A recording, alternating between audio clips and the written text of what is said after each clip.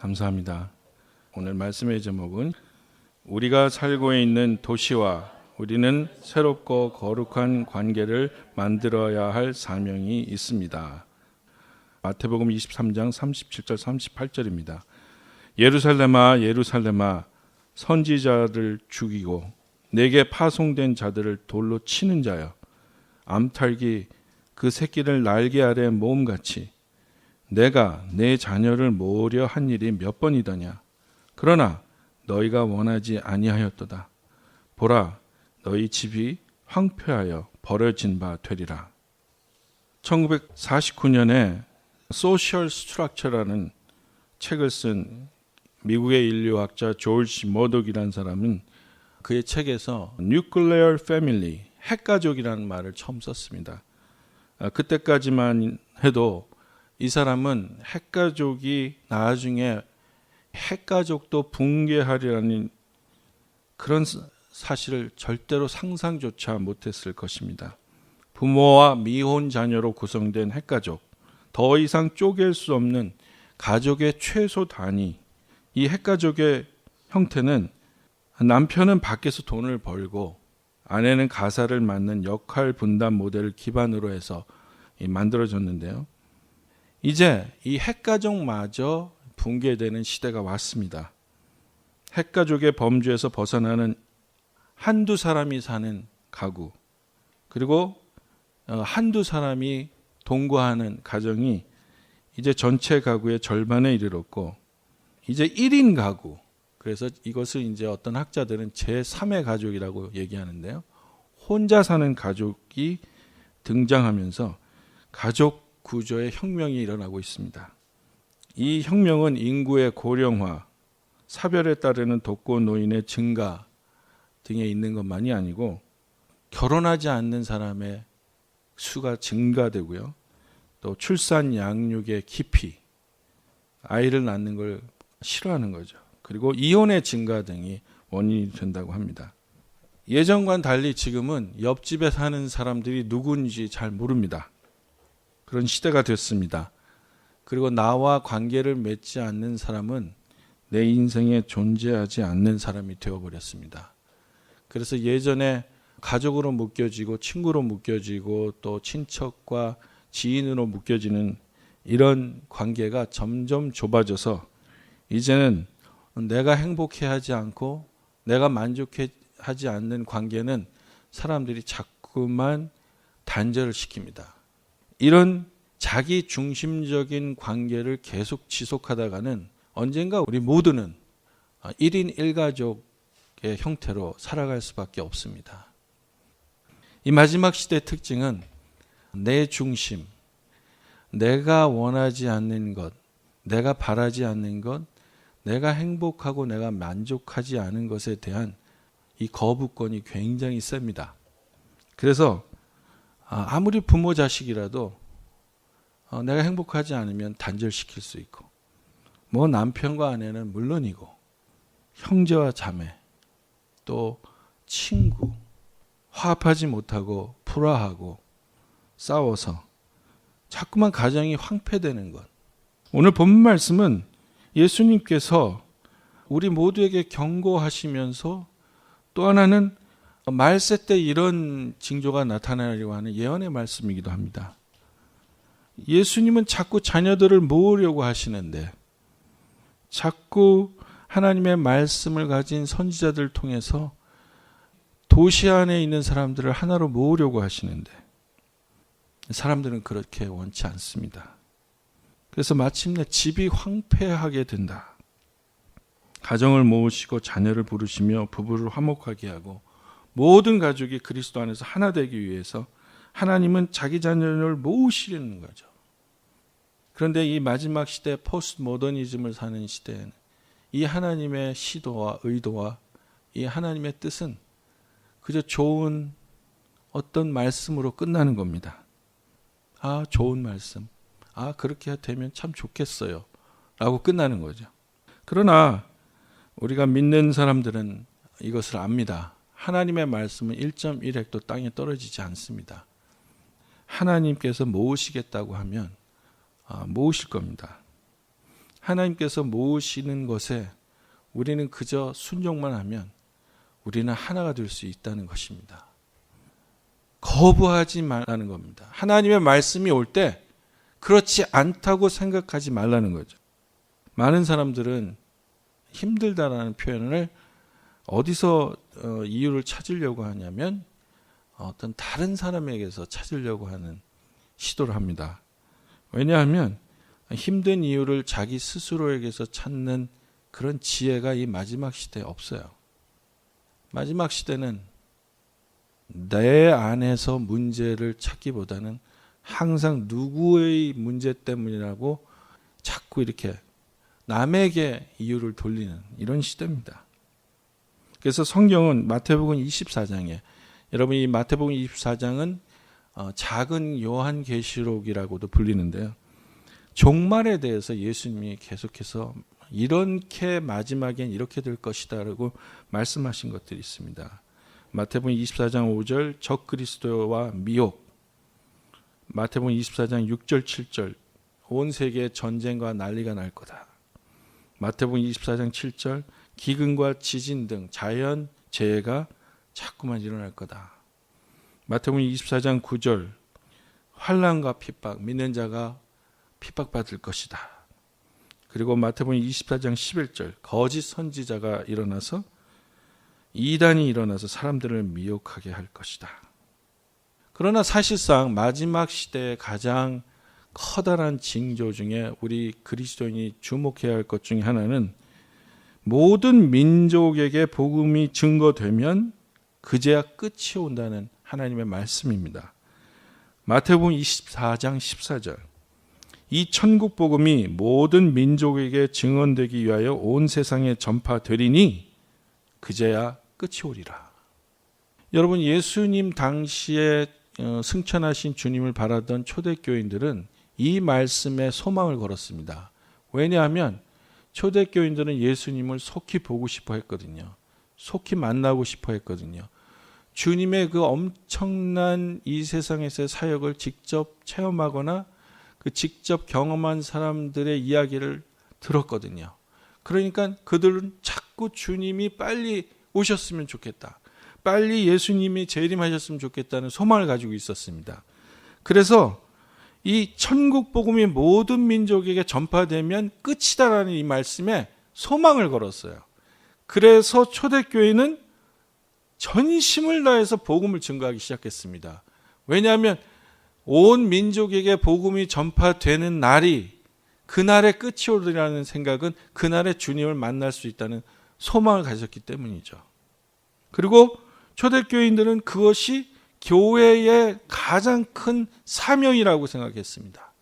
마태복음 16장 19절에 주님 말씀하시기를 내가 천국 열쇠를 네게 주리니 내가 땅에서 무엇이든지 매면 하늘에서도 매일 것이요 내가 땅에서 무엇이든지 풀면 하늘에서도 풀리리라 하시고, 에클레시아 부르심을 입은 사람들의 모임인 교회는 이 천국 열쇠를 받았다고 생각했어요. 그래서 이 교회가 이 믿지 않는 사람들에게 복음을 전파하고 그들을 천국으로 인도하는 열쇠를 가진 문을 열 수 있는 권위가 있다고 생각했죠. 그래서 하루속히 주님을 다시 보기 위해 교회는 그 천국 문을 여는 열쇠를 사용하기 시작했습니다. 그래서 각 처로 가서, 각 지방으로 가서, 각 성으로 가서, 각 고을로 가서 이 복음을 증거하기 시작했던 것입니다. 결국 우리는 지금 초대교회라고 부르지만 그들은 사실 그들 스스로를 마지막 교회라고 생각했어요. 자기들이 열심히 나가서 땅끝까지 복음을 전하면 그때 끝이 오리라고 생각하기 때문에 그들은 스스로를, 우리는 지금 초대교회라고 부르지만 그들은 마지막 교회라고 생각했어요. 자기에게 주어진 사명을 이루면 주님을 만나는 그날이 올 것이다. 자기 자신들은 마지막 교회를 이루고 있다고 생각했죠. 그래서 오늘 저는 우리가 지금은 초대교회라고 부르지만 마지막 교회를 살았던 그들의 신앙의 모습이 어떤 것인가를 통해서 우리의 모습을 다시 한번 이렇게 리뷰해 보기를 원합니다. 사도행전 2장 42절 45절 그들은 사도들의 가르침에 몰두하며 서로 사귀는 일과 빵을 떼는 일과 기도에 힘썼다. 모든 사람에게 두려운 마음이 생겼다. 사도들을 통하여 놀라운 일과 표징이 많이 일어났던 것이다. 믿는 사람은 모두 함께 지내며 모든 것을 공동으로 소유하였다. 그들은 재산과 소유물을 팔아서 모든 사람에게 필요한 대로 나누어 주었다. 여러분, 이 장면은 핵가족의 장면입니까? 대가족의 장면입니까? 마지막 시대라고, 마지막 교회라고 생각한 그들은, 여러분, 마지막에는 계산할 필요가 없어요. 인생의 마지막이 언제인지를 아는 사람은 계산하지 않습니다. 왜냐하면 마지막이기 때문에 그래요. 그래서 그들은 사귀었어요. 왜? 조금 있으면 마지막이기 때문에 사랑한다고 고백하고 사랑을 나누기도 부족해요, 시간이. 그래서 사귀고 빵을 떼는 일과 기도에 힘썼습니다. 하나님 안에서 믿는 사람들이 마음 문이 열려서 모두 함께 지내고 싶어 했어요. 요즘 보면 어떤 분들은 왜 교회에서 빵을 먹냐, 기도만 하지. 또 어떤 분들은 뭘 그렇게 교회에서 기도를 많이 하냐, 빵을 먹지 이러는데, 그런 거 따질 시간이 없었어요, 초대교인들은.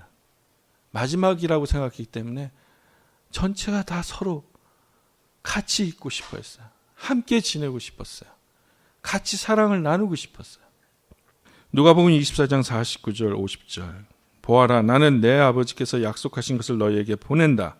그러므로 너희는 위로부터 오는 능력을 입을 때까지 이 성에 머물러 있어라. 그리고 예수께서는 그들을 밖으로 베다니까지 데리고 가서 손을 들어 그들을 축복하셨다. 자, 이제 예수님이 승천하시기 전에 제자들에게 이 예루살렘을 떠나지 말고 내가 가면 보혜사 성령이 오실 거니까 성령이 올 때까지 여기에 머물러라. 그 말씀을 끝나자마자 예수님이 그 이상한 일을 하세요. 뭐냐면 이 제자들, 이 소규모 제자들을 끌고 베다니까지 가시는 거예요. 베다니는 예루살렘에서 좀 떨어져 있거든요. 이 예루살렘을 보게 하시고 베다니 언덕에서 이들을 축복하시는 거예요. 성경은 예수님이 이때 무엇을 말씀하셨는지 기록이 안 됐는데 저는 막 상상할 수 있을 것 같아요. 봐라, 저 예루살렘을 봐라. 저 선지자들을 죽이고 하나님의 말씀을 받지 않는 저 성이 황폐해질 건데 너희들 저 성을 봐라. 내가 이제 너희에게 축복 기도를 할 테니까 다시 돌아가서 위로부터 오는 성령의 힘을 입어서 너희가 예루살렘 하나님의 구원에 들 수 있도록 너희들이 사명을 가지고 이 예루살렘 성을 지켜라. 이런 말씀을 하셨을 것 같아요. 여러분, 작은 무리, 주님이 이제 가시면 언제 오시나? 왜 주님은 또 부활하셔 놓고 다시 또 하늘로 가신다고 하시나? 두려움에 떠는 이 무리들. 정말 이 예수님이 진짜 하나님인가? 이 불신을 가졌던 이 무리들. 예수님은 이들을 안심시키고 이들에게 무슨 큰 능력을 주시기 전에 먼저 뭘 주시냐면 너희들이 해야 할 일이 있다고 사명을 먼저 주시는 거예요. 여러분, 살아있는 이유를 아는 사람은 자기가 있는 곳에 영향력을 미칠 수 있습니다. 우리가 이 가정을 이루고 우리 가정을 통해서 하나님이 무엇을 하시려고 하는 것을 아는 허즈번 앤 와이프는 반드시 누군가를 변화시키게 되어 있습니다. 그것은 예수 그리스도께서 그들을 축복하실 것이기 때문입니다. 사명을 깨달은 자가 예수님의 축복을 받게 되어 있습니다. 예수님의 축복을 받고 축사를 받은 사람은 사명을 보게 되어 있습니다. 사도행전 6장 7절 하나님의 말씀이 계속 퍼져나가서 예루살렘에 있는 제자들의 수가 부쩍 늘어가고 제사장들 가운데서 또 이 믿음에 순종하는 사람들이 많았다. 여러분, 예수님이 살아계실 때는요, 제사장들하고 관계를 절대 맺지 않았습니다. 왜냐하면 예수님은 제사장들을 지극히 배격하시고, 어떻게 솔직히 말하면 제사장들이 예수님을 무시하고 배격했죠.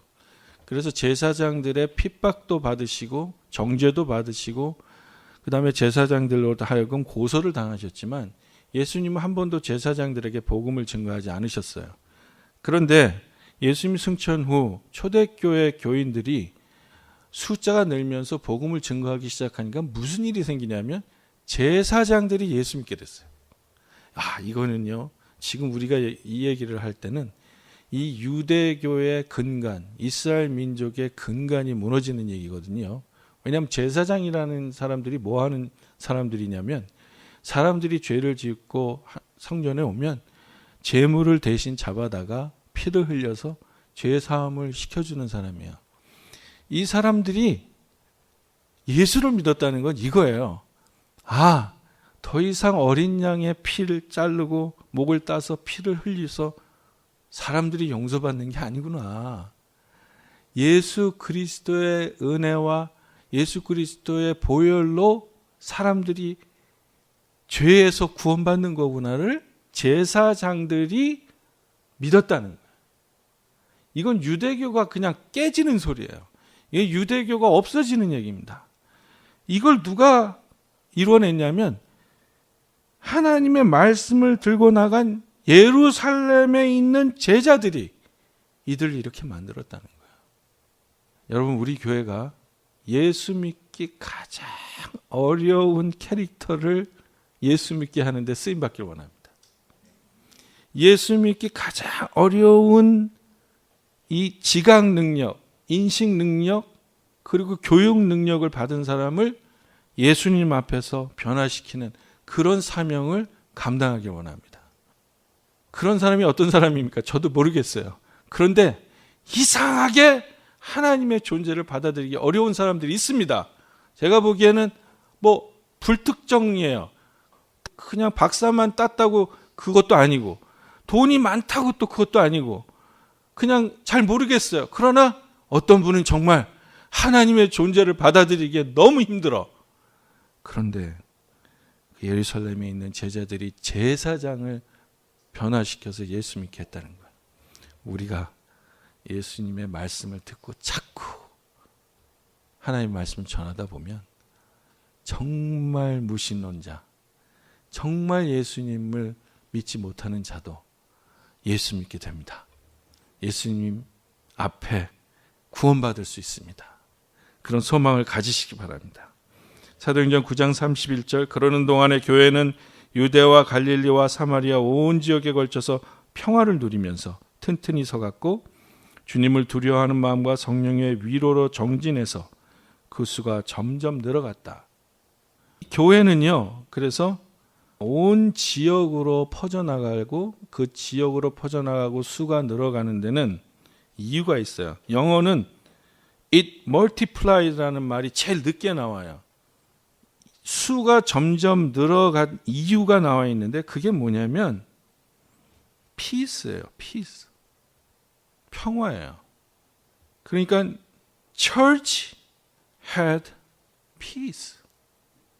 평화해야 든든해집니다. peace가 있어야 강해져요. peace가 있어야 다른 사람을 embrace 할 수 있어요. 평화가 있어야 돼요. 그 다음에 walking in the fear of the Lord. 예수님 안에서 조심스럽게 행한 거예요. 막 살지 않은 거예요. 아무렇게나 자기 마음대로 화내고 자기 마음대로 말하지 않은 거예요. 예수님 앞에서 조심스럽게 한 거예요. 그 다음에 and in the comfort of the Holy Spirit. 조심스럽게 하면서도 누구한테 위로를 받았냐면 성령님이 위로하시는 거예요. 세상과 다르게 살려고 하는 나를 성령님이 위로하시는 거예요. 세상과 다르게 살려고 하면 자꾸 누가 뭐라 그러거든요. 야, 네가 언제부터 술 끊었다고 그러냐. 한잔 하자. 네가 언제부터 그렇게 거룩했다고 그러냐. 자꾸 이러는데 성령님이 한쪽에서 위로를 주시는 거예요. 괜찮아. 네 갈 길을 가라. 네가 스스로 하나님 앞에 결정한 그 믿음대로 살아라. 위로를 주신 거예요.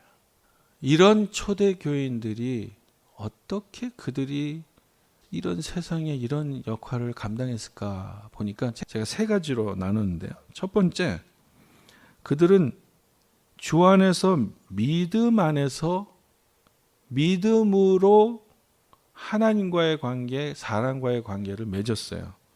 로마서서 5장 1절로 2절. 그러므로 우리가 믿음으로 의롭다 하심을 받았으니 우리 주 예수 그리스도로 말미암아 하나님과 화평을 누리자.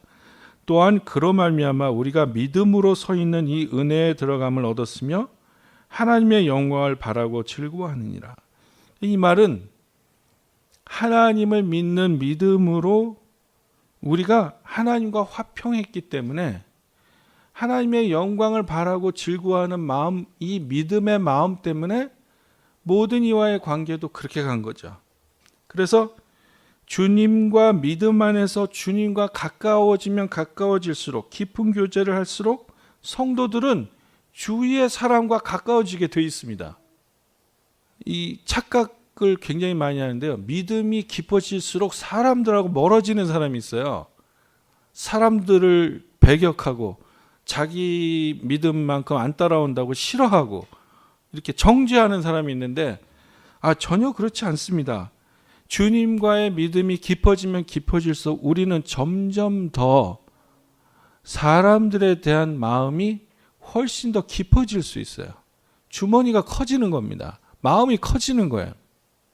또 하나, 성도들과의 교제가 활발한다고 해서 그것이 다 믿음 안에서 있는 관계가 아니라는 거죠. 성도들의 교제에서 주인공은 예수 그리스도입니다. 주님이 제외된 성도 간의 교제는 굉장히 위험할 수 있습니다. 난 너 왠지 네가 마음에 들어. 그런데 며칠 지나면 난 왠지 네가 싫어. 굉장히 바뀔 수 있어요.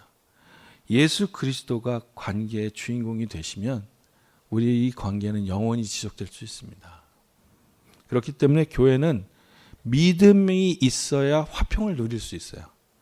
예수 그리스도 안에서 하나님과 믿음으로 화평하는 곳이 교회인데 믿음이 있어야 화평할 수 있습니다. 그리스도 안에 있는 믿음만이 우리를 하나로 만들어 줄 것입니다. 두 번째, 초대교회 성도들은 영적 은사를 가지고 있었고 그것을 주님의 몸된 교회를 위해서 기꺼이 사용했습니다. 에베소 4장 11절로 13절 말씀에 그분이 어떤 사람은 사도로, 어떤 사람은 예언자로, 어떤 사람은 복음 전도자로, 또 어떤 사람은 목사와 교사로 삼으셨습니다.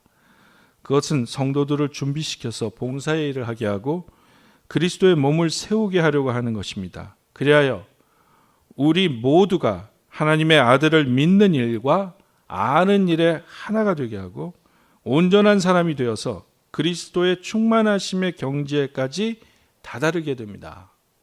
여러분, 교회는 유명하고 카리스마 있는 CEO가 와서 부흥시킬 수 있는 곳이 아닙니다. 교회는 아주 재능이 있는 솔로이스트가 와서 움직일 수 있는 교회가 아니에요. 교회는 바디 오브 크라이스트예요. 모든 지체가 같이 살아서 움직여야 돼요. 그래서 교회는 온전한 게 되려면 여기 지금 나오는 그리스도의 충만하심의 경지에 이르기까지 온전한 사람이 되려면 우리 모두가 지체가 돼서 준비되고 헌신해야 됩니다. 그러니까 교회에서 스타가 되려고 하는 건 굉장히 위험한 겁니다.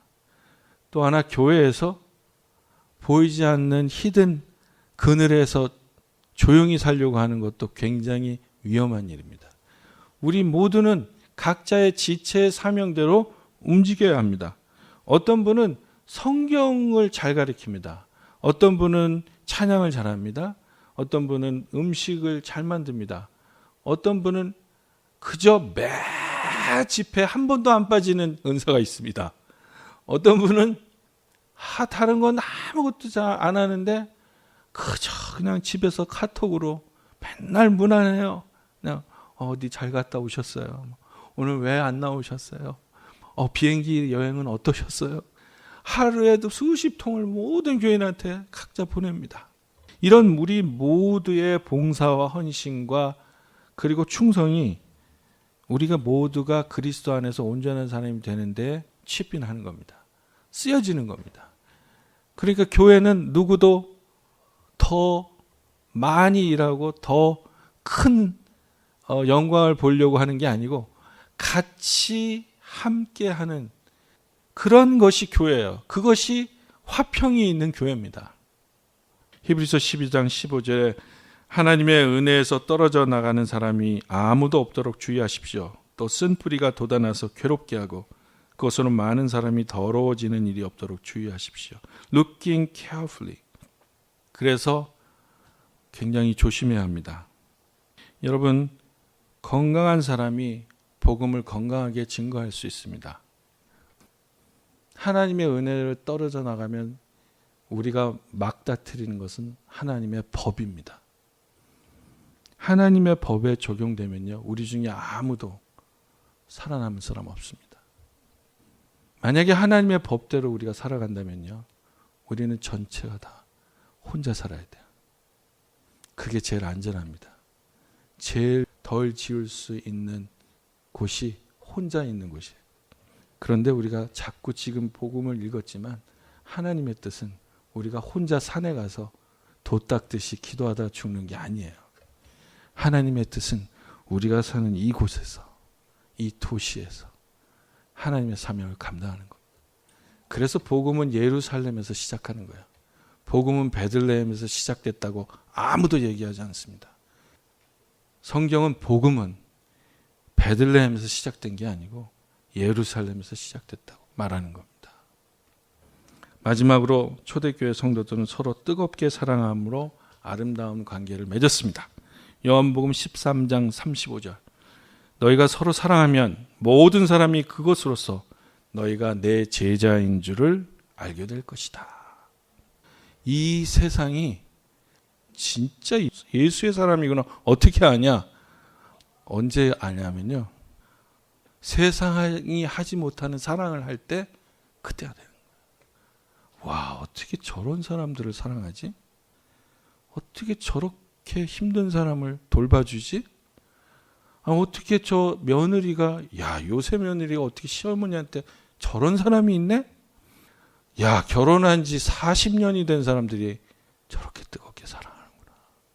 한국 초대교회는 예수 믿자마자 뭐가 없어졌냐면요, 반상 신분이 없어졌어요. 그러니까 뭐냐면 양반과 상놈이란 얘기죠.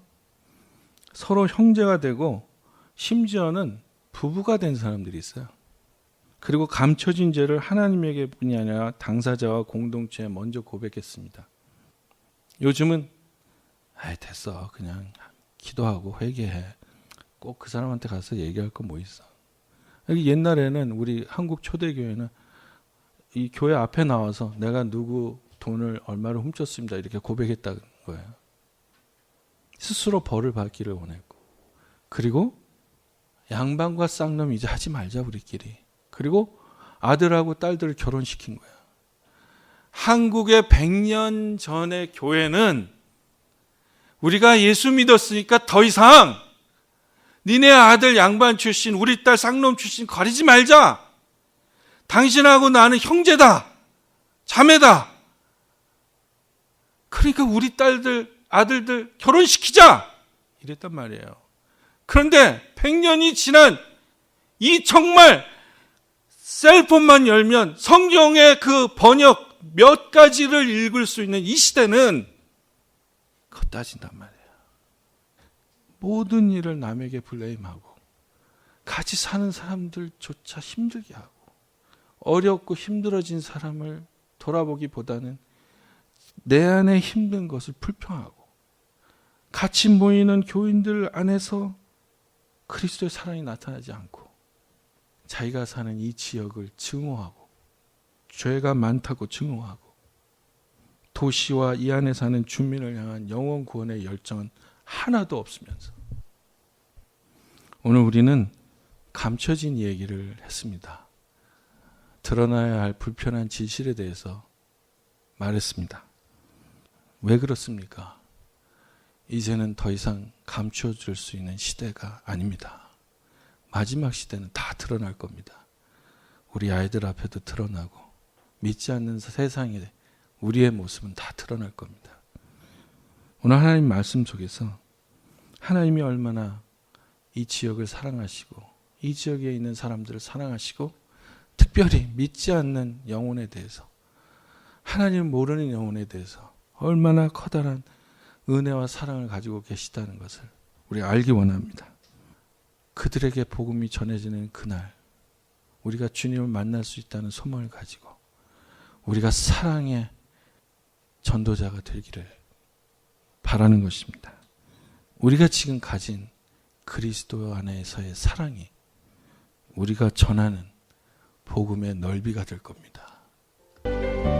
십자가를 질 수 있나 주가 물어보실 때 십자가를 질 수 있나 주가 물어보실 때 죽기까지 따르오리 저를 오늘 우리에게 묻고 계십니다. 십자가를 질 수 있나 주가 물어보실 때 죽기까지 따르오리 저들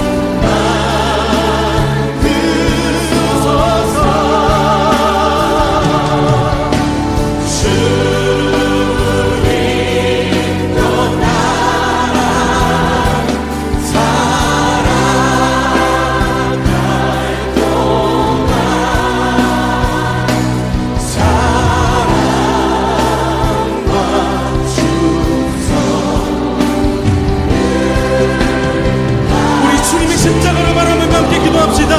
죽기까지 순종하신 십자가의 그